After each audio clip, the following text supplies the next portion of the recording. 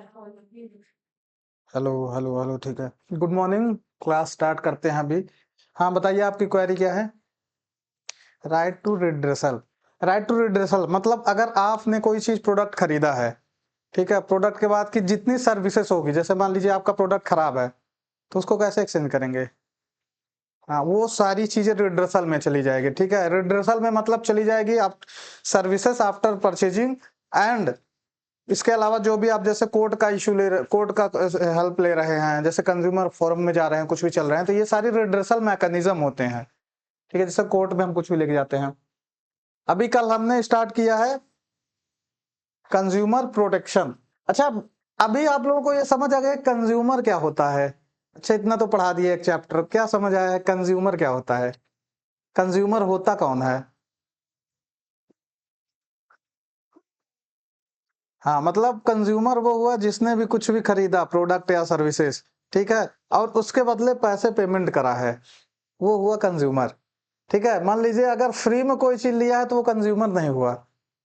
Consumer क्या होते हैं, कंज्यूमर दोनों दो तरह के हो सकते हैं, online consumer, offline consumer. Offline जैसे आप लोग लेके जा मार्केट से कुछ भी ले रहे हैं, वो ऑफलाइन हो गया। Online consumer e cart site से आप लोग कुछ भी मंगवा रहे हैं, वो ऑनलाइन कंज्यूमर हो गया। अच्छा, एक बात बताइए, जैसे आपका फोन कौन सा है, ठीक है, आपका फोन है और आपका फोन मैं लेके आपके परमिशन से, अप्रूवल से यूज कर रहा हूं, और फोन उस समय ब्लास्ट हो गया, और उसके रिपरकशन मेरे पे आए, मतलब उसका जो भी हार्मफुल इफेक्ट हुआ वो मेरे पे हुआ, तो मैं एज अ कस्टमर कंपनी पे केस कर सकता हूं कि नहीं। बिल्कुल कर सकता हूं, बिल्कुल कर सकते हैं। ये मैं बता रहा हूँ, कंज्यूमर में क्या होता है कि जैसे मान लीजिए मैं प्रोडक्ट लेके आया हूँ और मेरे घर वाले को यूज कर रहे हैं, और उनको उस प्रोडक्ट्स के वजह से कुछ दिक्कत होती है, तो वो भी एज अ कस्टमर ही हैं, एज अ कस्टमर ही ट्रीट के। हम्म, क्योंकि वो कंप्लेंट करने का हक बनता है, जो यूज कर रहा था वो मेरे अप्रूवल से यूज कर रहा था, ठीक है। कंज्यूमर सिर्फ वो कंसीडर नहीं होगा कि अगर मैं कोई प्रोडक्ट खरीदा हूं फॉर रीसेल, जैसे मेरा पर्पस ये था कि मुझे प्रोडक्ट लेना है और फिर से इसको आगे बेच देना है, तब मैं कंज्यूमर नहीं हुआ। लेकिन अगर मैंने कोई प्रोडक्ट खरीदा है और मेरा फ्रेंड या फैमिली वाले यूज कर रहे हैं, और वो यूज करते करते कुछ इशू हो जाता है, तो वो बताएंगे मुझसे या वो डायरेक्ट अप्रोच कर लेंगे, वो सब कंज्यूमर में आएंगे, ठीक। सिर्फ कंज्यूमर में वो नहीं आते जो मतलब रीसेल के लिए चीजें ली जाती है, ठीक। ये हो गया। आज नेक्स्ट क्या है, नीड फॉर कंज्यूमर प्रोटेक्शन। अच्छा, नीड फॉर कंज्यूमर प्रोटेक्शन, ये बताइए कंज्यूमर प्रोटेक्शन की जरूरत क्यों है। यही नीड है, मतलब कंज्यूमर प्रोटेक्शन राइट्स जो बने हैं, इसकी क्यों जरूरत है। हाँ, फ्रॉड्स ना हो, और ठीक है, और फ्रॉड ना हो, ओवर प्राइसेस ना हो, एक्सप्लॉइटेशन ना हो। एक्सप्लॉइटेशन, इसमें consumer exploitation versus normal exploitation, फर्क क्या है। कंज्यूमर एक्सप्लॉइटेशन मतलब गुड्स एंड सर्विसेज से रिलेटेड आपने जो खरीदा है, उसके रिगार्डिंग जो एक्सप्लॉइटेशन हो रहा है, जैसे आपने प्रोडक्ट खरीदा, प्रोडक्ट यहाँ आया डैमेज में निकला, ये एक तरह से एक्सप्लॉइटेशन हो गया। आपने किसी से बोला कि हमारी ये चीजें रिपेयर कर दो, सर्विस ले रहे हैं, वो आया पैसे लेके चला गया लेकिन रिपेयर नहीं किया, ठीक है, या कुछ भी ऐसे झांसा दे के चला गया कि अच्छा अच्छा मैंने कर दिया, उसके जाते फिर खराब हो गया, वहां आपका एक्सप्लॉइटेशन हुआ। ये होता है कंज्यूमर एक्सप्लॉइटेशन। ये नॉर्मल एक्सप्लॉइटेशन से डिफरेंट होता है, ठीक है। इन सब चीजों से बचने के लिए कुछ राइट्स बनाए गए, कुछ राइट्स बनाए गए कि आपको एक्सप्लॉइटेशन ना हो, ठीक है। उसकी जरूरत जो थी उसको अभी अगला टॉपिक हम देखेंगे कि नीड क्या है, need for the consumer protection. तो जो राइट्स बनाए गए हैं वो इसीलिए आपको नीड को देखते हुए बनाए गए हैं, ठीक है। इसकी डेफिनेशन लिख लीजिए आप। The need of consumer protection arise to safeguard consumer from the exploitation, ensure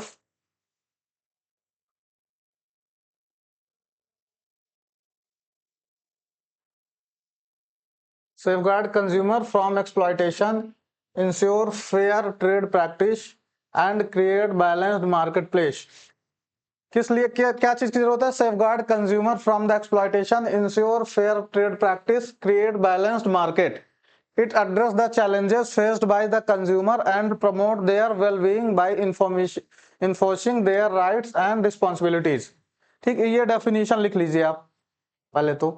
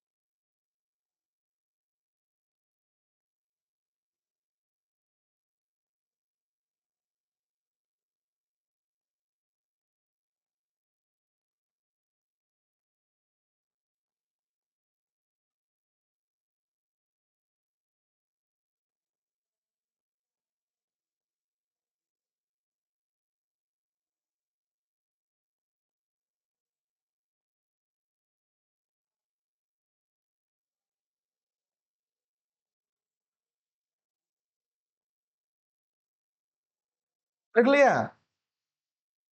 मतलब बेसिकली जो नीड होती है वो नीड होती है दो चार चीजें कि आपको सेफगार्ड देना है, ठीक है, आपका एक्सप्लॉयटेशन ना होने पाए, ठीक है, मार्केट जो है उसको बैलेंस्ड बनाना है। मार्केट बैलेंस्ड कैसे होगा?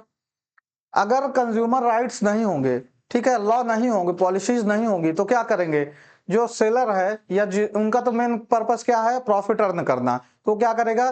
प्राइस ही बढ़ा देगा, या कि प्राइस जो प्राइस होगा और उसके अकॉर्डिंग जो प्रोडक्ट होना चाहिए वो नहीं देगा, ठीक है, मतलब वो क्वालिटी में कॉम्प्रोमाइज कर लेगा, ठीक है। तो उससे क्या होगा? आपको आपको एक्सप्लॉयटेशन फेस करना पड़ेगा, ठीक है, ये सारी चीजें बनाने के लिए। और ये क्यों करता है? To promote their well being in their rights and responsibility. ये आपके राइट्स को मेंटेन करता है, ठीक है, इसलिए कंज्यूमर राइट्स बनाए जाते हैं। ठीक, ये समझ आ गया? मतलब मेन क्या है? सेफगार्ड आपको देना है एक्सप्लॉयटेशन के अगेंस्ट, और दूसरी चीजें बैलेंस्ड करना है। बैलेंस्ड में क्या क्या जाएगा? अच्छा एक बात बताइए, कंज्यूमर प्रोटेक्शन से सिर्फ प्रॉफिट आपको है या बिजनेसमैन को भी है? बिजनेसमैन को कैसे है? ठीक, बिजनेसमैन को कैसे ये बताता हूँ। जैसे आपने प्रोडक्ट खरीदा, इसके वजह से वो आपको किस चीज में बेनिफिट मिल गया? प्राइस में मिल गया, ठीक है, क्वालिटी में मिल गया, क्वांटिटी में मिल गया, आपकी चॉइसेस के राइट्स हैं तो हर चीज में मिल गया। लेकिन बिजनेसमैन को कैसे मिला? बिजनेसमैन को कैसे मिला? बिजनेसमैन क्या करेगा? अगर ये राइट्स हैं तो उसके अकॉर्डिंग वो प्रोडक्ट बनाएगा, ठीक है, वो कोशिश करेगा कि हम ऐसे प्रोडक्ट बनाएं कि जो हमारे लॉन्ग सर्विंग बिजनेस के काम आए, ठीक है। अगर कंज्यूमर राइट्स हैं इसलिए ना वो हेल्दी कंपटीशन क्रिएट करेगा, ठीक है, उस मतलब बिल्कुल वो कंज्यूमर के अकॉर्डिंग चीजें करेगा। जब कंज्यूमर के अकॉर्डिंग कोई चीजें करता है तो वो मार्केट में लॉन्ग सर्वाइव करता है। से मान लीजिए कोई बिजनेसमैन है, कंज्यूमर को लूट लिया।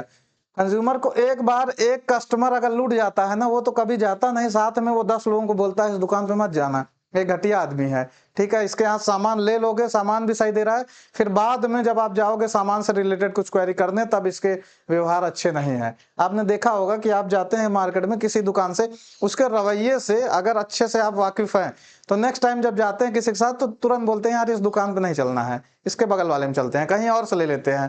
फिर आप पूछते हैं ऐसा क्या हुआ? बोलता है नहीं नहीं बस ये सही नहीं है।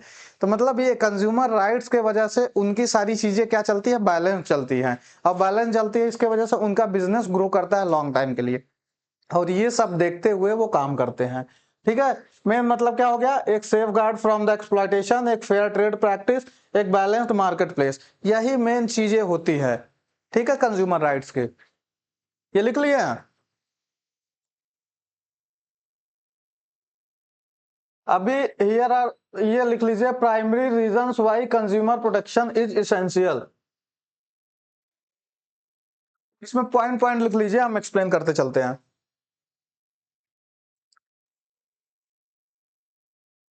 फर्स्ट पॉइंट लिखिए, प्रोटेक्शन अगेंस्ट एक्सप्लॉयटेशन।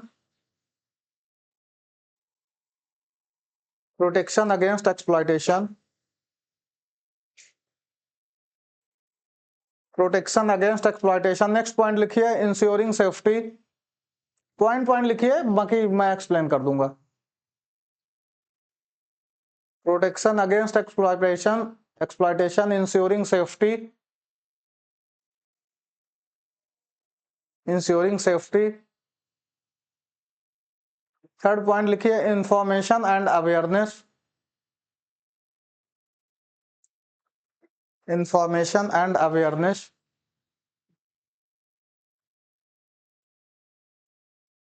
फोर्थ लिखिए, redressal of grievances.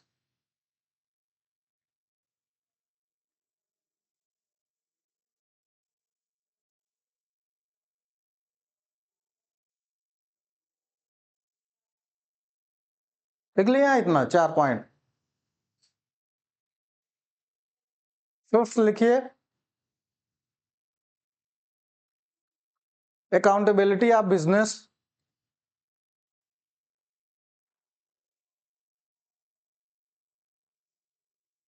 Accountability of business.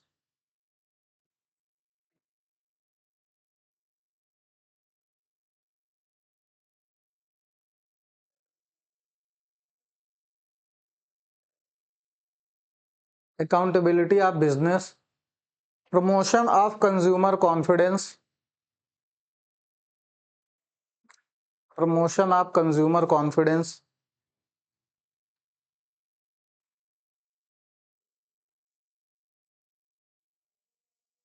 Promotion of consumer confidence, फिर लिखिए protection in the digital era,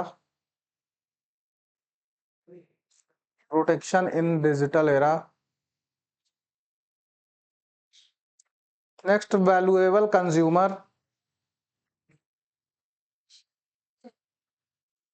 valuable consumer, और last encouraging sustainable practices,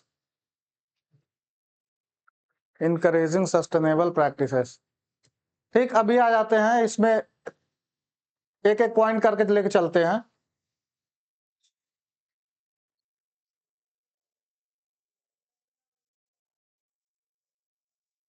protection against exploitation, इसके नीड क्यों होते हैं, इसकी सबसे सबसे इंपॉर्टेंट चीज यही है, सबसे इंपॉर्टेंट चीज यही है कि प्रोटेक्शन अगेंस्ट एक्सप्लॉयटेशन। इसमें क्या क्या होता है, मिसलीडिंग जो करते हैं एडवर्टाइजमेंट की, जैसे बोलते हैं ना कि हम आपको क्रीम देंगे गोरे हो जाएंगे, हम आपको ऑयल देंगे बाल आ जाएंगे, ठीक है, और फिर नहीं आते तो फिर लोग पहुंच जाते हैं। कुछ होते हैं कुछ लोग कि ठीक है हम तो परेशान हुए ही हैं, तुम्हें परेशान करते ना, वो क्या है कि हम तो डूबेंगे सनम, तुमको भी ले डूबेंगे। तो वही है कि हम तो परेशान हुए ही हैं, लेकिन अभी हम तुमको बताते हैं, ठीक है। तो ये जो मिसलीडिंग आप एडवर्टाइजमेंट करते हैं, इसके अगेंस्ट वो जाके केस कर देते हैं। ओवर प्राइसिंग आप नहीं कर सकते, क्योंकि एमआरपी उसने गवर्नमेंट ने तय कर रखी है, कि आपकी यही एमआरपी रखेंगे, तो आपको पता है कि अच्छा ये एमआरपी, अब इससे ज्यादा हमको नहीं देना है, ठीक है।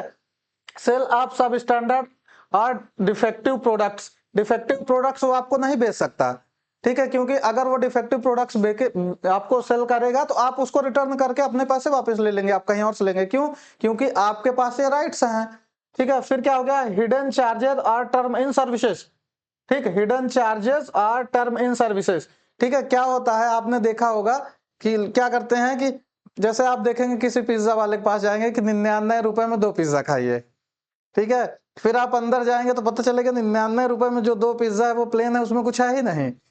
आप तो वहां अंदर चले गए, आप जब अंदर जाएंगे तो आप सोचेंगे ना कि अरे यार क्या किया जाए, ठीक है। अभी वो अगर लिखा हुआ है तो वो ये नहीं कर सकता कि अभी वो डिनाई कर दे, अब वो कुछ ना कुछ देगा, फिर आप देखेंगे कि ये तो सिर्फ एक दिखाने के लिए था।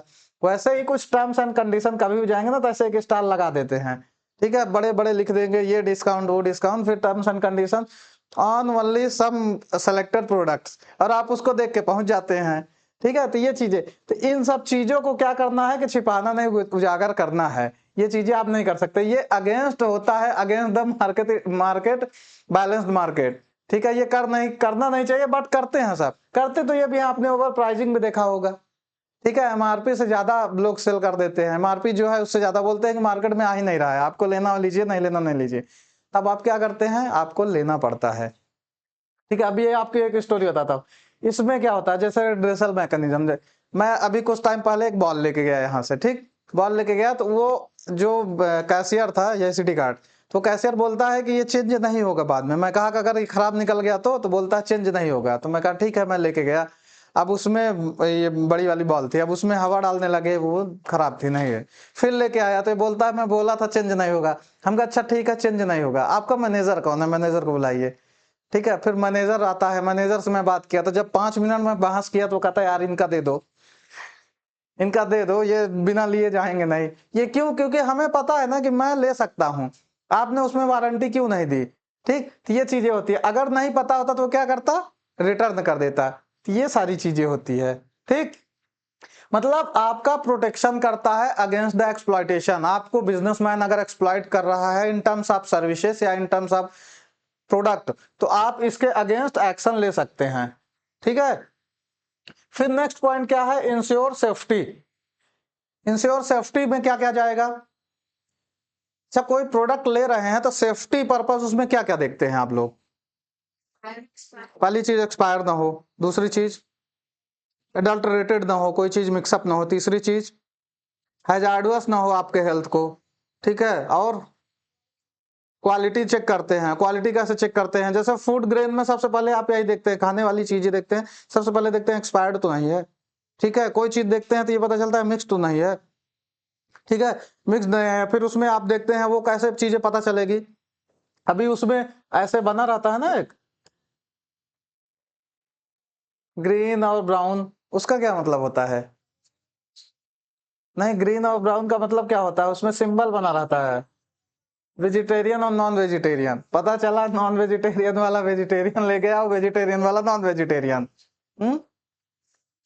वो फसाई नंबर होता है, food safety standard authority of India कुछ लाइसेंस नंबर देती है, तो उसमें आप कभी देखेंगे फसाई का नंबर लिखा होता है, फसाई नंबर करके लिखा रहता है। वो यही होता है, वही लाइसेंस जो आपको मिलता है ना, तो वो फसाई नंबर फसाई ही देता है। Food safety and standard authority of India वो बनाई गई है कि प्रोडक्ट को पहले क्वालिटी चेकअप करते हैं, फिर अप्रूवल देते हैं।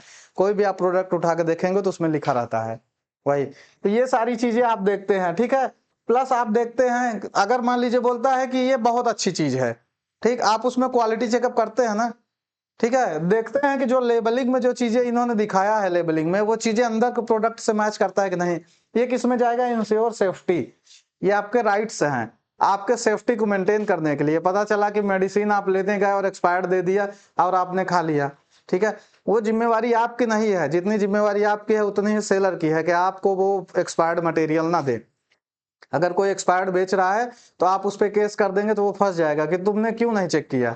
इसको तुमने तो एक कस्टमर को दिया है, पता नहीं कितने कस्टमर को तुमने दिया होगा, क्योंकि कस्टमर तो सब अवेयर नहीं है ना, सबको नहीं पता है ना एक्सपायरी डेट चेक करना। आप सब छोड़िए, हम लोगों की आदत नहीं है एक एक प्रोडक्ट पे एक्सपायरी डेट चेक करना। मतलब हमें पता है कि मतलब हाँ हाँ ये एक्सपायरी डेट है, चेक करके लेना, स्टिल हम लोग भूल जाते हैं, ठीक है। तो वो क्या होता है, अगर एक्सपायरी डेट की कभी चीजें मिल गई बाद में चेक किए तो हम लोग तुरंत दुकान पे जाते हैं, तुमने दिया कैसे, ठीक है, तुमको तो चेक करना चाहिए भाई, तुम्हें तो पता होना चाहिए कि तुम बेच क्या रहे हो, ठीक है। जबकि जितनी हमारी जिम्मेदारी है उतनी उसकी भी है, दोनों लोगों की। तो ये सारी चीजें, तो ये सेफ्टी हमारी इंश्योर करता है, ठीक है। फिर क्या है, information and awareness. Information and awareness, information and awareness मतलब क्या समझते हैं। जैसे आपको नहीं पता ना कि प्रोडक्ट के बारे में क्या है, प्रोडक्ट के बारे में आपको नहीं पता, ठीक है, आपको नहीं पता। जैसे आप लैपटॉप लेने गए तो आप मार्केट में जाएंगे, कहेंगे कि सर हमको एक लैपटॉप दिखा दीजिए, ठीक है, और लैपटॉप आप बताएंगे ना कि हमको इतनी इंटरनल चाहिए, इतनी रैम चाहिए, इतना ये चाहिए, ठीक। आप अपना वो पूछेगा कि आपका वर्क क्या है, तो आप बताएंगे स्टडी वर्क है या जॉब पर्पज है, हम बड़े काम खेलते हैं, गेमर है गेम खेलते हैं, तो वो बताएगा ना अलग अलग क्वालिटी कि गेमर है तो ग्राफिक वाला लीजिए। ये आपको तो ज्यादा नहीं पता, फिर वो बताएगा कि अच्छा इस रेंज में आपका जो काम है इस रेंज में मिलेगा। तो वो क्या करेगा, प्राइसिंग, वारंटीज, इन चीजों को वो बताएगा, कौन, सेलर। अच्छा इसकी क्वालिटी ये है, इसकी ये प्राइसिंग है, ये है। ऐसा नहीं कि आपका काम जो है उसके अकॉर्डिंग वो प्रोडक्ट नहीं देगा। मान लीजिए आपको जैसे काम है, जैसे एक टीचिंग वाले क्या करते हैं, टीचिंग वाले काम करते हैं कि जैसे इसमें हमें MS वर्ड अच्छा चलना चाहिए, रिकॉर्डिंग सही होनी चाहिए, ये चीजें ना। आप फोन लेते हैं, आज के टाइम पे फोन लेते कहते हैं सेल्फी कैमरा अच्छा है कि नहीं, ठीक है, आज के टाइम में जनरल ये होगा सेल्फी कैमरा अच्छा नहीं, फिर बाद में चेक करते हैं अच्छा इसकी रैम क्या है, रोम क्या है। फोन उठाते ही पहले चेक करते हैं कैमरा सही है कि नहीं, ठीक है, क्योंकि उनको पता है कि आज के जनरेशन में सेल्फी का टाइम चल रहा है, तो वो कैमरा अच्छा बना रहे हैं, ठीक है। फिर इसके बाद वो कौन बताएगा, जो सेलर है वो बताएगा। आपको तो नहीं पता ना, आप तो इतने टेक्निकल पर्सन नहीं है। आपको कपड़े लेना है तो आप कपड़े लेने के लिए जाते हैं, तो आपको थोड़ी बहुत चीजें पता है, आप मॉल में गए उठा लिए, लेकिन बहुत सारी चीजें हैं जिसमें उनको एक्सक्लूसिवली बताना पड़ता है, ठीक है, ये लीजिए, ये मत लीजिए, ऐसे ऐसे इसकी इतनी प्राइसिंग है। फिर उसमें आपको अगर चीजें पता है तो फिर आप करते हैं क्या, बार्गेनिंग, कि नहीं नहीं इतने और कम करिए, क्योंकि आपको भी पता है जैसे लैपटॉप आप लेने जाएंगे MRP 40,000 रुपए लिखा है, ठीक है, तो वही लैपटॉप आपको मिल जाएगा 30,000 रुपए में, ठीक है। आप कभी भी जाएंगे फोन लेने जाएंगे, 15,000 का फोन उठा के देखिएगा उसमें MRP कितनी रहती है।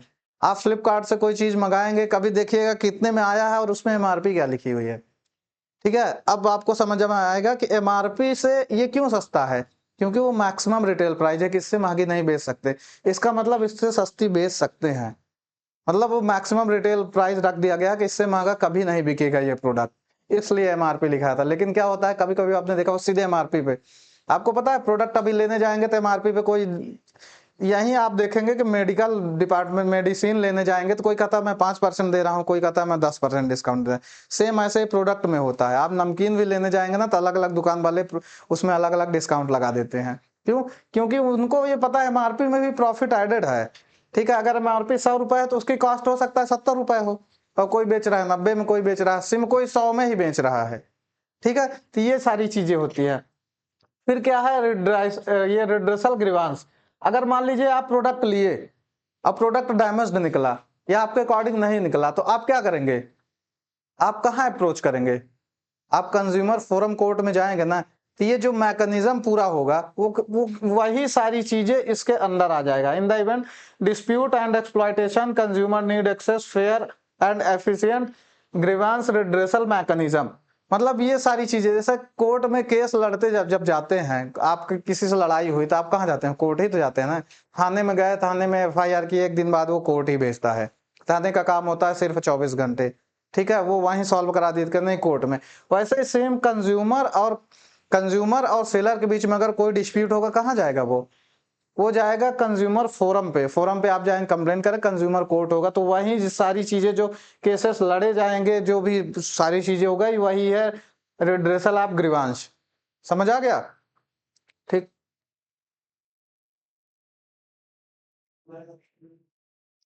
अकाउंटेबिलिटी ऑफ बिजनेस से क्या समझते हैं आप लोग? Accountability of business. अच्छा, मैं एज अ टीचर आपको पढ़ा रहा हूं, मेरी अकाउंटेबिलिटी क्या है? अच्छा पढ़ाना, मेरी अकाउंटेबिलिटी आपको पढ़ाना, ठीक है, ये अकाउंटेबिलिटी है। अब उसमें है कि अच्छा पढ़ाना है, कैसा पढ़ाना है, वो सारी चीजें ऐड हो जाएगी, लेकिन मेन अकाउंटेबल मैं हूं। अगर मैं एज अ टीचर आपके सामने खड़ा हूं, तो ये मेरी अकाउंटेबिलिटी है कि मैं आपको पढ़ाऊं। आपकी अकाउंटेबिलिटी क्या है? ठीक है, आपके पेरेंट्स पैसे किस लिए दे रहे हैं? ठीक है, आपकी अकाउंटेबिलिटी है पढ़ना। तो ऐसे ही बिजनेसमैन, अकाउंटेबिलिटी आप बिजनेसमैन की होती है, बहुत सारी अकाउंटेबिलिटी होती है। अगर वो आपको प्रोडक्ट बेच रहा है, तो उसकी अकाउंटेबिलिटी होती है कि पहले तो वो प्रोडक्ट के बारे में बताए आपको, ठीक है, उसकी अकाउंटेबिलिटी है कि प्राइस सही रखे, आपको लूटे नहीं। तो ये सारी चीजें जो हो गई, मतलब वो किसकी है? अकाउंटेबिलिटी ऑफ बिजनेसमैन है। बिजनेसमैन आपको एक्सप्लॉइट ना करे, ठीक है, ये सारी चीजें अकाउंटेबिलिटी। अकाउंटेबिलिटी को एक तरह से आप समझ लीजिए रिस्पॉन्सिबिलिटी, ठीक है। रिस्पॉन्सिबिलिटी का अपग्रेडेड वर्जन हो जाएगा अकाउंटेबिलिटी की। अगर if you are appointed for this thing, this is your accountability to provide this, ठीक। अगर आप एज ए टीचर अपॉइंट हुए हैं, तो ये आपकी अकाउंटेबिलिटी है टीच करना। अगर आप एज ए जज अपॉइंट हुए हैं, तो ये आपकी अकाउंटेबिलिटी है कि आप राइट डिसीजंस दीजिए, ठीक है। तो ये हो गए अकाउंटेबिलिटी ऑफ बिजनेसमैन। अब इसमें क्या क्या जाएगा? Ensure that manufacturers, seller and services provide adhere that ethical practice and maintain transparency in the dealing, ठीक। इनकी क्या अकाउंटेबिलिटी है? Ethical practice and maintain transparency in the dealing. Ethical practice क्या हो गया? आपको ना लूटे, यही एथिकल प्रैक्टिस है। आपको अगर लूट लिया ना कोई बिजनेसमैन, कोई सेलर, तो वही अनएथिकल हो गया। मतलब सही और गलत, एथिकल वो चीजें होती है जो सही होती है, अनएथिकल जो हो गई। What is right is right things are ethical, और जो राइट नहीं, रॉन्ग थिंग आर अनएथिकल। जैसे आपको कुछ गाइडलाइंस दिए जाते हैं ना, घर वाले बताते हैं कि बेटा कुछ भी करना, अनएथिकल चीजें नहीं करना। अनएथिकल चीजें यही होती है कि जो सोसाइटी जिसको नहीं एक्सेप्ट करती, वो नहीं करना, ठीक है। फिर वही है maintain transparency in their dealing. Maintain transparency का क्या मतलब हो गया? अगर कोई प्रोडक्ट आप बता रहे हैं, बेच रहे हैं, तो उसके बारे में बताइए, ठीक है। ट्रांसपेरेंट मतलब एकदम खुल के बताइए। जैसे ट्रांसपेरेंट होता है, ट्रांसपेरेंट ओपेक, ट्रांसपेरेंट आर पार दिख रहा है, ठीक है। ये तो ये कॉन्सेप्ट लगता है कि आप पूरे खुल के बताइए उस प्रोडक्ट के बारे में कि इसमें ये कमी है, या कमी तो बताएगा नहीं, लेकिन वो बताए कि हाँ इसकी ये प्राइस है, जो उसके एक्सक्लूसिव चीजें हैं बताए, ठीक। Promotion of consumer confidence. अभी ये कॉन्फिडेंस मतलब क्या समझ रहे हैं? प्रमोशन ऑफ कंज्यूमर कॉन्फिडेंस कैसे होता है? प्रमोशन ऑफ कंज्यूमर कॉन्फिडेंस कैसे होता है? अभी आपको मैं एक स्टोरी बताया ना कि मैं गया था प्रोडक्ट लेने, ठीक है, वो बोला कि चेंज नहीं होगा, फिर भी मैं लेके चला आया, ठीक है, क्योंकि मुझे पता था कि तुम चेंज कैसे नहीं करोगे। मैं ले जा रहा हूं, मैं उसको बोल के आया था कि अगर इसमें हवा नहीं जाएगी तो क्या करोगे बॉल में, ठीक है। उसने बोला कि सर नहीं चेंज होगा, लेकिन मुझे पता था कि मैं चेंज करूंगा। मुझे पता था ना, क्योंकि मुझे अपने राइट्स पता है। फिर मैं नेक्स्ट डे गया, उसने बोला नहीं चेंज करूंगा, तो मैं डायरेक्ट बोला अपने मैनेजर को बुलाओ। सीसीडी में आप कहीं या कभी का जाते हैं ना, तो अक्सर गर्ल्स नहीं करते कि please call your manager, I want to talk to him, या I want to talk to her. तो फिर मैनेजर आता है, उससे बात करते हैं कि आपके ये फूड क्वालिटी अच्छा नहीं, ये होने। वो क्यों करते हैं? क्योंकि आपको पता है कि मुझे, मेरा काम एम्प्लॉय से भिड़ना नहीं है। एम्प्लॉय का काम है सर्विस देना, वो अपने मन से दे रहा है। अगर उसमें कुछ गड़बड़ है, कुछ भी इश्यू है, तो आप किससे बात करेंगे? मैनेजर से। अगर जिसको नहीं पता है वो क्या करता है? यहीं अभी स्टारबक्स ओपन हुआ, आप जाइए स्टारबक्स में, ठीक है, अभी ओपन हुआ उसमें, मतलब अगर कोई लेबर क्लास जाना चाहेगा तो पहले एंट्री ही नहीं देंगे। मतलब ये कहीं लिखा नहीं है, बट उसको कहेंगे, मतलब एक तरह से मना किया जाएगा इनफॉर्मल तरीके से, फॉर्मल तरीके से नहीं। फॉर्मल तरीके से कोई मना कर देगा तो उसका बिजनेस बंद हो जाएगा। ठीक है, फॉर्मल तरीके से आप किसी को, कोई कस्टमर आ रहा है, कस्टमर के वेशभूषा पे आप कभी नहीं मना कर सकते। ठीक है, फिर वही होगा ना तो कि इक्वालिटी का राइट्स नहीं है, आपको किसी न किसी बेस पे एक्सप्लॉइट किया जा रहा है, इकोनॉमिक बेस पे एक्सप्लॉइट कर दिया गया। अगर किसी गरीब को नहीं घुसने दे रहे हैं तो मतलब इकोनॉमिक बेस पे एक्सप्लॉइट कर दे, उसका तो कंज्यूमर राइट्स छोड़िए, आप फंडामेंटल राइट्स का वायलेशन कर दिए। और फंडामेंटल राइट्स का वायलेशन कर रहे हैं तो यहाँ से ज्यादा वहां आपके ऊपर धाराएं लगेंगी या एक्शन लिया जाएगा। ठीक है, बट फिर भी किया जाता है ग्राउंड रियलिटी में। ठीक है, तो ये कंज्यूमर का कॉन्फिडेंस बढ़ाता है क्या, कंज्यूमर राइट्स। ठीक है, आपको पता है कि ये आपके अधिकार हैं। अभी बिजनेसमैन आपके साथ कुछ इधर उधर करेगा ना तो आपको उससे लड़ जाएंगे कि क्यों नहीं चेंज करोगे भाई, हम जो चाहिए था वो प्रोडक्ट आपने दिया और एक दिन में खराब हो गया, क्यों नहीं करोगे। ठीक है, आपको अपने राइट्स पता है, जिसको राइट्स नहीं पता है उसको लौटा देते हैं ना, और लौट जाते हैं। ठीक है, क्यों, क्योंकि उनको नहीं चीजें पता है। फिर वो आता है, लौट के जाता है, अपने भाई को बुला के ले जाता है कि भैया चलो ये नहीं हो रहा। फिर भैया जाता है और भैया कहता क्यों नहीं चेंज किए भाई, ऐसे कैसे करोगे, मतलब आप क्यों नहीं वारंटी दिए, या वारंटी दिए इसमें लिखा हुआ है क्यों नहीं करोगे। फिर वो कहता अच्छा यार माथा बच्ची करने से अच्छा है इसको चेंज कर देते हैं। ये चीजें होती है। ठीक है, protection in digital era. Protection in digital era कैसे होगा। अच्छा, आप प्रोटेक्शन इन डिजिटल इरा, जैसे आप कोई चीज जब सामान खरीदते हैं तो टर्म्स एंड कंडीशन की 10 पेज लिस्ट दे देता है, आप पढ़ते हैं, कोई नहीं पढ़ता, बस घूमता ऐसे ऐसे ले गया ऊपर नीचे, अच्छा किस किस चीज में टिक करना है करते। आप कोई ऐप डाउनलोड करते हैं तो जो जो परमिशन मांगता है पढ़ते भी नहीं, फटाफट फटाफट करते चले जाते हैं। ठीक है, अब ये तो उनको पता है ना कि ये चीजें है। जैसे मान लीजिए एक एग्जांपल दे रहा हूँ कि कोई एक मैं कॉलेज टाइम में था उस टाइम का, कि एक लड़का गया इंग्लिश सीखने, ट्राउन से एक कोचिंग है, ठीक है, उसमें इंग्लिश सीखने गया। तो वो वहाँ इंग्लिश सीखने गया तो फिर वहाँ उसने पढ़ा सारी चीजें। ठीक, अभी वो फॉर्म लिया, फॉर्म में इंग्लिश में लिखा था, उसने सारी चीजें करी, फॉर्मेलिटी की, क्लास किया, 2-4 दिन क्लास किया, उसको मजा नहीं आया, हिंदी मीडियम का लड़का था। अब वो कहा कि हमारी फीस वापस कर दीजिए, हम नहीं पढ़ना चाहते। तो उन्होंने कहा कि हम नहीं वापस करेंगे क्योंकि हमारे फॉर्म में पहले ही लिखा हुआ है कि टर्म्स एंड कंडीशन में कि फीस नहीं सब होगी। तो वो चला आया, मुंह बनाया हुआ था, तो यहाँ हॉस्टल में आया तो सीनियरों को बताया कैसे ऐसी बात है। तो सीनियर एक दो थे पहुंचे, तो वहां गए तो उन्होंने कहा, उनसे बोले कि टर्म्स एंड कंडीशन तो लिखी हुई है कि हम सबमिशन करने के बाद नहीं देंगे। तो वे बोलते हैं कि अच्छा कहाँ पे लिखा हुआ है, तो दिखाए कि ये देखिए। तो कहे ये तो इंग्लिश में लिखा हुआ है ना। तो बोलते हैं हाँ। तो कह रहा जो बच्चा इंग्लिश सीखने आया है वो कैसे पढ़ेगा, वो तो सीखने ही आया है ना। तो फिर उन्होंने ये सारी चीजें कही कि नहीं नहीं ऐसे नहीं होता, आपके टर्म्स एंड कंडीशन लिखने से थोड़ी ना हो जाते हैं। ठीक है, फिर लास्ट में उन्होंने रिटर्न कर दिया। तो ये क्या चीजें हो गई, प्रोटेक्शन इन डिजिटल इरा। ठीक है, उसको नहीं पता, वैसे बहुत सारी चीजें हैं जो डिजिटली आप बता दिए लेकिन आपको नहीं समझ आया। ठीक है, मतलब ये है कि डिजिटल इरा में यही है कि डिजिटल इरा में नए नए तरीके से एक्सप्लॉइटेशन होता है। ठीक है, नए नए तरीके से एक्सप्लॉइटेशन होता है। और वो एक्सप्लॉइटेशन कैसे होता है, जैसे आप स्टूडेंट हैं तो स्टूडेंट के साथ ये बहुत बड़ा स्कैम हो जाता है कभी कभी, कि ऑनलाइन क्लास लेते हैं, पेमेंट कर दिए, बाद में जो जो उनको फैकल्टी चाहिए थी वो नहीं पढ़ा रही है, बाद में उनको फीस रिफंड नहीं होती। इस पे केसेस चले हैं, सुप्रीम कोर्ट में बहुत सारे केसेस चले हैं। ठीक है, कि ऐसे नहीं हो सकता है, प्रॉपर गाइडलाइंस दी गई है। हालांकि एजुकेशन सेक्टर में ये जैसे होते हैं ना, प्रॉपर गाइडलाइन बना के नहीं दिए, लेकिन फिर भी जब केसेस चलते हैं तो पैसे रिटर्न करने पड़ते हैं। ये होता है डिजिटल इरा में, क्या होता है आपका एक्सप्लॉइटेशन हो रहा है। ऑफलाइन में भी होता है, बिल्कुल होता है। नहीं मतलब ये सिर्फ कोचिंग इंस्टीट्यूशन नहीं, हर चीज में होता है, हर चीज में होता है। अगर मान लीजिए आपने कोई प्रोडक्ट लिया, ठीक है, प्रोडक्ट लिया, अब वो प्रोडक्ट लिया कहीं से, अब बिजनेसमैन इधर उधर हो गया, तो अब किसके साथ एक्सप्लॉइटेशन होगा, बाद में उससे रिलेटेड कुछ क्वेरी करनी होगी तो। ठीक है, मान लीजिए, ठीक है, अगर आप ब्रांडेड ले रहे हैं तो ठीक है, आप उस कंपनी को, ब्रांड को अप्रोच कर लेंगे। अगर ब्रांडेड नहीं ले रहे हैं तो किसको अप्रोच करेंगे, आपको पता है नहीं कि प्रोडक्ट कहाँ से आया है। तो ये सारी चीजें, तो इस डिजिटल इरा में इन चीजों से बचाने के लिए क्या करा जाता है, कंज्यूमर राइट्स बनाए जाते हैं। ठीक, फिर क्या है,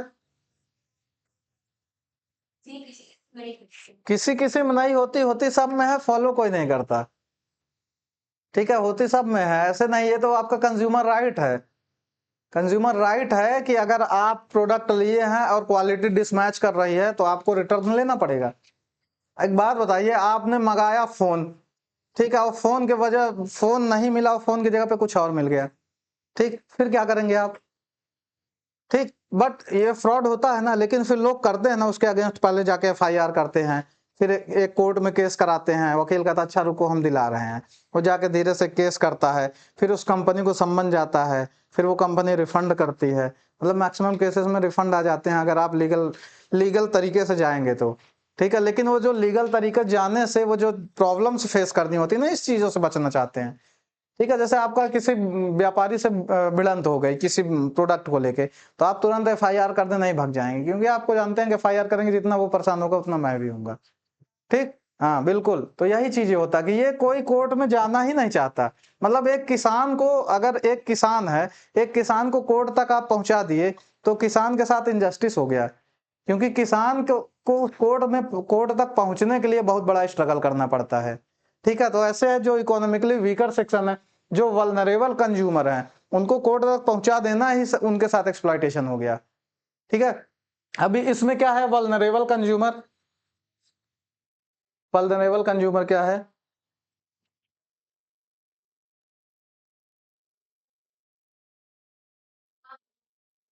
वल्नरेबल कंज्यूमर वो होता है, वल्नरेबल कंज्यूमर हो गया कि जो चीजों को नहीं समझ रहा है, कमजोर है। वल्नरेबल का हिंदी मीनिंग होता है कमजोर। वल्नरेबल का जैसे जैसे होता है ना कि कोई बेटा गया कुछ सामान लेके आया, ठीक है, और लेके आया, अब फिर मम्मी से कहा कि मम्मी ये इतने का दिया है, तो मम्मी बोलती है कि ये तुमको 20 रुपए वाली चीज तुमको 50 में पकड़ा दिया, रुको अच्छा चलते हैं बताते हैं, फिर मम्मी जाती है, वो वल्नरेबल नहीं है। ये कैसे दे दिया भाई, मतलब ऐसे होता है ना जनरली। तो ऐसे वल्नरेबल कंज्यूमर को बचाने के लिए ये प्रोटेक्शन दिए जाते हैं, ठीक है। वल्नरेबल कंज्यूमर कैसे, आप खुद ही देखे होंगे कि दोस्तों में भी तुमको लूट लिया, चलो अभी बताते हैं।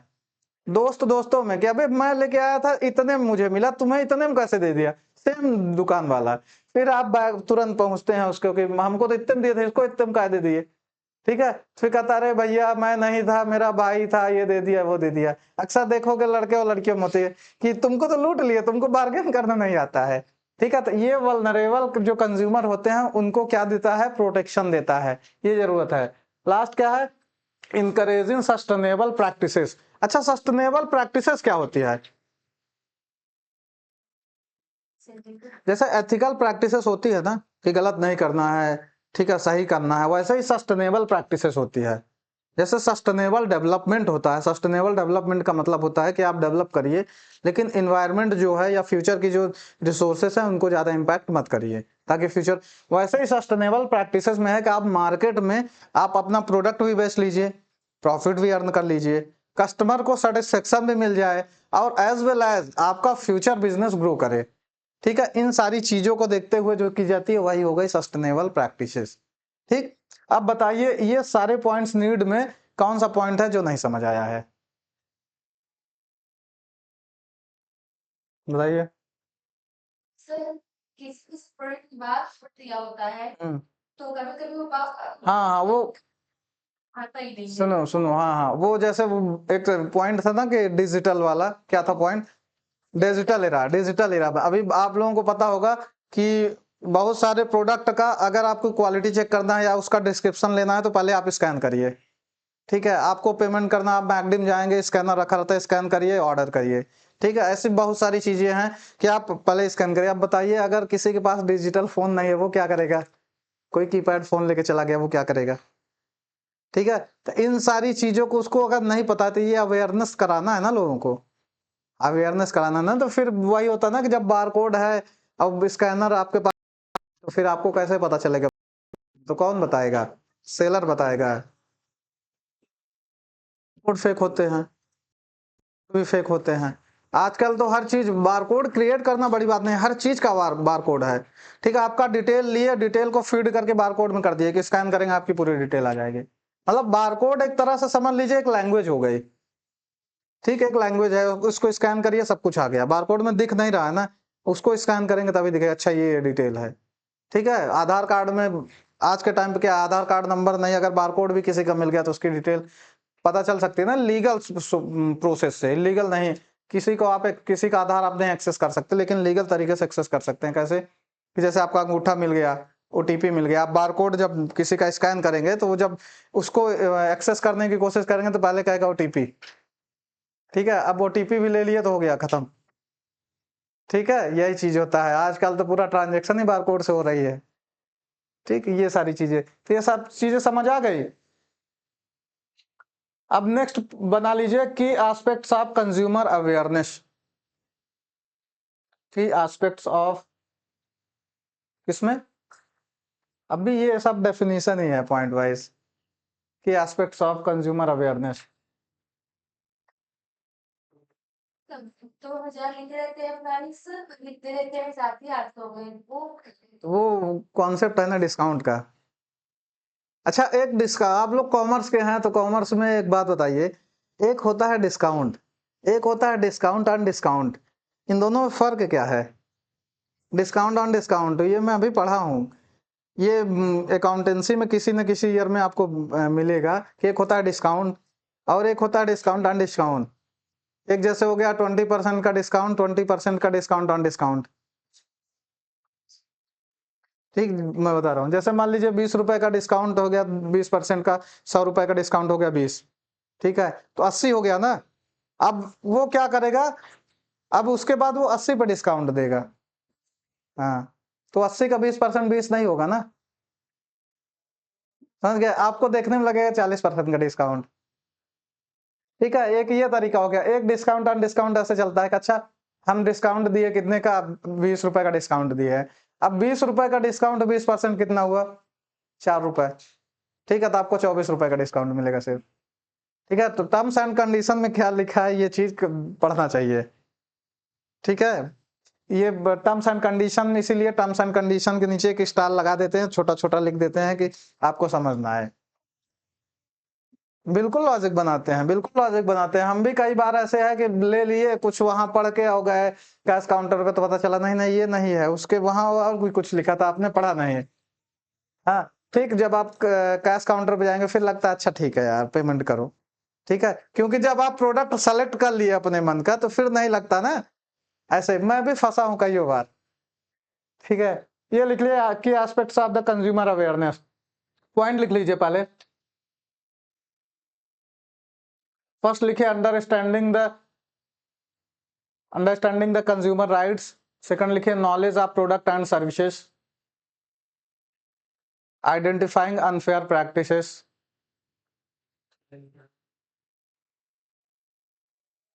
Understanding consumer rights, knowledge of product and services, identifying unfair practices.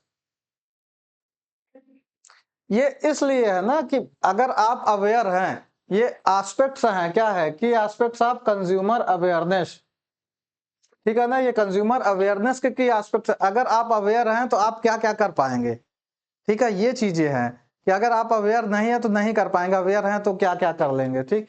Identifying unfair practices, ठीक। डिजिटल लिटरेसी, ठीक है। फिर उसके बाद environmental and ethical concerns, digital literacy, environmental and ethical concerns, ठीक। आ जाइए अभी फर्स्ट पॉइंट पे।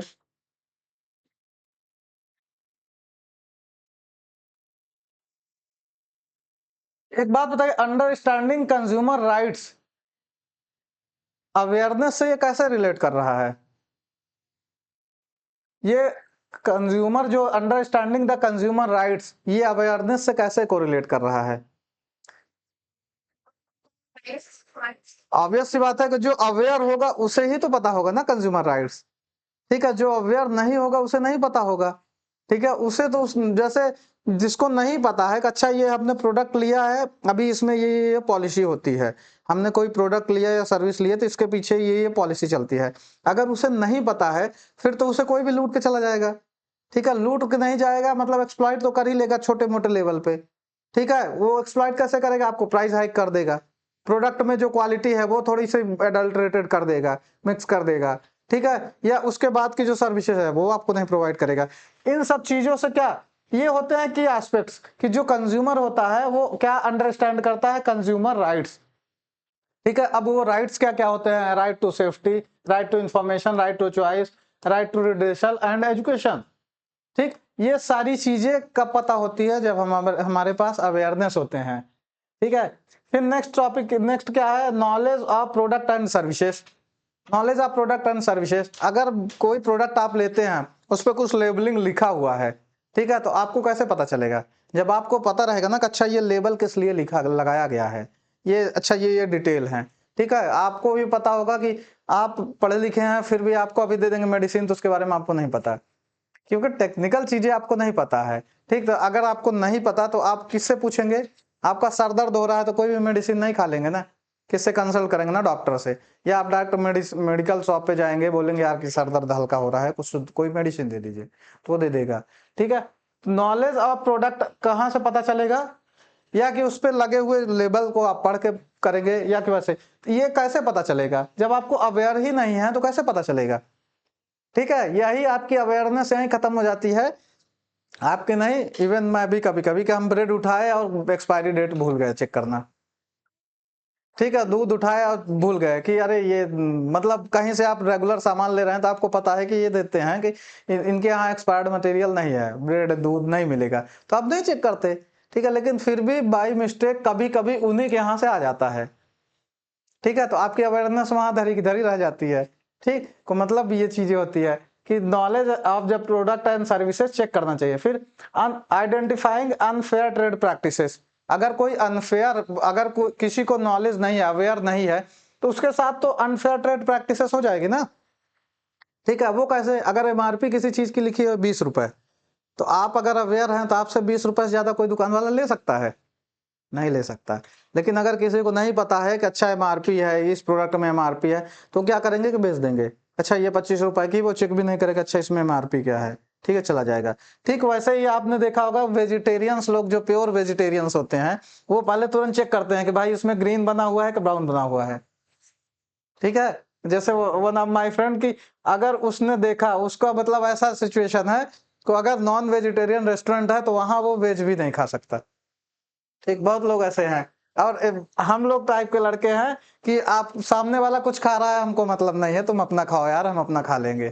ठीक, हमको जो खाना है खा लेंगे, मतलब सामने वाले के फूड हैबिट से हमको ज्यादा फर्क नहीं पड़ता। ठीक है, तो वो ये होता है ना कि एक ग्रीन और एक ब्राउन कलर का बनाया जाता है। कभी कभी क्या होता है कि आप वेजिटेरियन है, ब्राउन वाला आ गया, अच्छा बाय मिस्टेक हो जाता है कभी कभी। ठीक, बाय मिस्टेक हो जाता है, क्या करेंगे, जैसे कभी कभी केक खा लिए आप, ठीक, केक खा लिए, बाद में आपने पूछा कि यार भाई ये बताओ ये केक एगलेस था कि नहीं था, तो बोलता है ये तो हमें भी नहीं पता। फिर आप कहते चलो कोई बात नहीं, खा लिए तो खा लिए। ठीक, ये चीजें होती है। तो ये अनफेयर ट्रेड प्रैक्टिसेस जो होती हैं, उससे आपको कैसे पता चलेगा, अगर आप अवेयर हैं, अदरवाइज आपको नहीं पता लगेगा। ठीक है, नेक्स्ट क्या है, digital literacy, environmental and ethical concern. Digital literacy से मतलब क्या समझते हैं, डिजिटल लिटरेसी, आप दुकान वाले के पास जाते हैं, बताता है भैया इसके बारे में बताइए, इसमें तो कुछ लिखा है ना, तो बोलता है ना भैया एक काम करिए, उधर देखिए बार कोड लगा हुआ है, उसको स्कैन करिए पता चल जाएगा। भैया हमको बर्गर चाहिए, मैकडिम गए तो बोलते हैं जाइए टेबल पे, वहीं बार कोड लगा हुआ है, स्कैन करके ऑर्डर कर लीजिएगा, टेबल नंबर पे आ जाएगा। ठीक है, ये डिजिटल लिटरेसी हो गई। ठीक है, आपको अगर नहीं पता, आपको बहुत सब कुछ पता है, पढ़े लिखे हुए हैं सब चीज, लेकिन फिर भी आप जाते हैं एक बार कंफ्यूज, अरे यार, फिर स्कैन किए, जैसे मैं लिटरली बता रहा हूँ, बहुत जगह गया वहां से कि स्कैन किए नहीं समझ आया, तुरंत पहुंच गया काउंटर पे, ये चाहिए दे दो। ठीक है, एक बार किए, दो बार किए, फिर अब समझ आ गया कि नेक्स्ट टाइम से हमको पता हो गया कि अच्छा ये ऐसे ऐसे करना है। कहीं कोई नई जगह पे गए तो क्या हुआ, हमें डिजिटल लिटरेसी नहीं है ना हमारे पास। ठीक है, मतलब एक लिटरेट बंदा, एक पढ़ा लिखा जिसको सब कुछ आ रहा है, उसको भी टेक्निकल चीजें नहीं पता होती।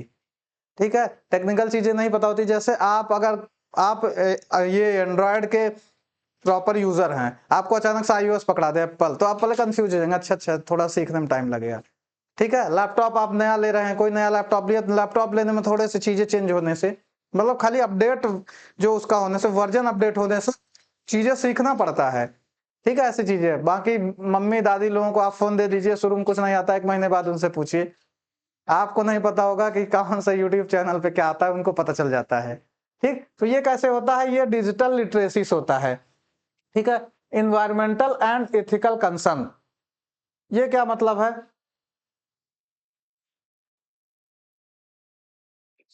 इन्वायरमेंटल एंड एथिकल कंसर्न,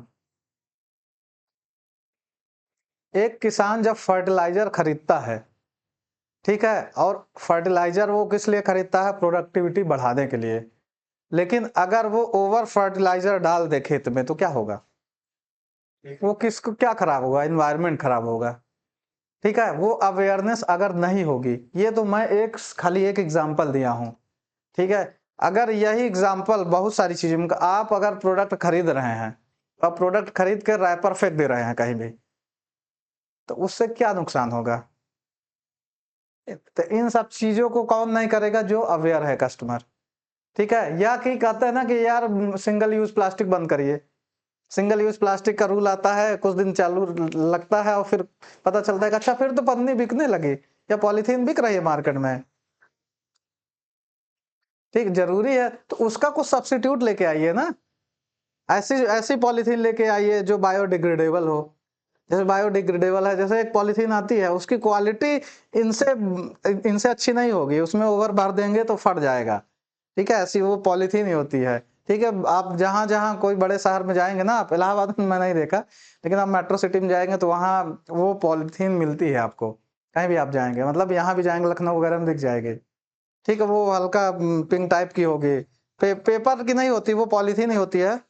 हाँ, ठीक, जैसे आपने वो कैसी पॉलीथीन होती है मैं बता रहा हूँ, जैसे बोरियां होती है ना, बोरियां होती है ना, वो उसको देखिए कहीं कचड़े में पड़ी जाती है, धीरे धीरे धीरे धीरे वो पार्ट पार्ट में टूट जाती है। ठीक, लेकिन पॉलीथीन होती है जिसमें सामान लेके जाते हैं ना, उसको ऐसे खींचेंगे भी तो नहीं फटेगा। ठीक है, तो वो जो बायोडिग्रेडेबल होती है वो फट जाती हैं पॉलीथीन। ठीक, तो इन सब चीजों को क्या ध्यान रखना है? ठीक है, as a customer, as a seller, सबको ध्यान रखना है कि बायो, ये जो एथिकल, इन्वायरमेंटल एथिकल कंसर्न है उनको ध्यान रखना। और उनको अगर आपको नहीं पता होगा, जैसे बच्चे को नहीं पता कि अच्छा पन्नी बेच फेंकने से, पॉलीथीन फेंकने से ये चीजें होगी, तो वो अवेयर नहीं है ना। ठीक है, लेकिन आप अवेयर हैं तो आप कोशिश करेंगे यार यहाँ फेंक दिया है, एक बार फेंके बाहर हो गया फिर भी उठा के डस्टबिन में डाल दें, ये आपकी अवेयरनेस है। ठीक है, तो ये सारे कंसर्न देखे जाते हैं। चूजिंग प्रोडक्ट और services that sustain environmentally friendly and economic ethically produced, मतलब क्या हो गया? ऐसी चीजें आप खरीद के लाइए जिससे इन्वायरमेंट को लॉस ज्यादा ना हो, कि आप अपने मजे के लिए ऐसी चीज ना ले आइए कि पार्टी करने के लिए लेके आए। अच्छा बताइए, अगर आप रात भर डीजे बताते हैं, बजा रहे हैं, तो उस डीजे बजा रहे हैं तो उसमें कुछ लॉस हो रहा है किसी का? पॉल्यूशन हो रहा है ना, साउंड पॉल्यूशन हो रहा है ना, नॉइस पॉल्यूशन हो रहा है ना, नॉइस पॉल्यूशन किसी न किसी को तो आप नुकसान दे रहे हैं ना। तो इन चीजों को कैसे करेंगे? अवेयरनेस ही होता है ना।